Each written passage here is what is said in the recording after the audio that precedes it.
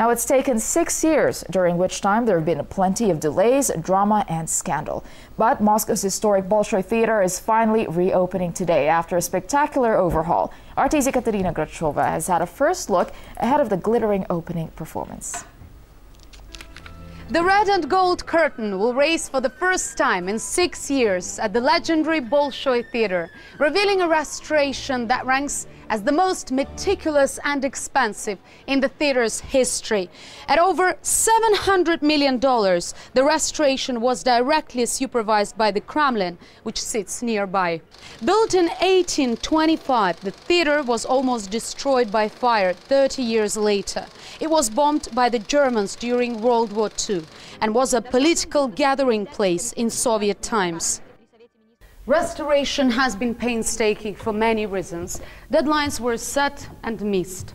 Shortly upon the closing of the theater in 2005, shocked engineers found foot-wide cracks running through the walls of the building and foundations reduced largely to dust. Actually, the Bolshoi Theater could collapse at any moment, and as site workers joked, only electrical wiring was holding it up.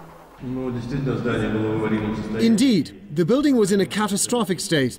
And the last season before closing the theatre, we would admit audiences through side entrances because we were afraid of the portico collapsing. Plus, we wouldn't let people sit in the balconies. It had to do with that the theatre hadn't seen reconstruction in 150 years. Until the office of the president took control of the project management, it was a madhouse, with different departments issuing competing directives and working at cross purposes. Prosecutors opened a criminal investigation for possible embezzlement, saying the state had paid a contractor 3 times for the same work, for a total of $31 million. No expense was spared. Paramount was that the theater be recreated according to the original vision of the Tsars. So no detail was considered too expensive or challenging.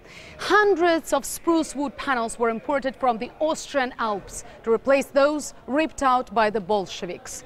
Silk decorations were also remade from scratch in a special workshop in a Moscow monastery. And above all, the original hammer and sickle was replaced with a double-headed eagle, the emblem of the Romanov dynasty, which had pride of place over the Tsar's box.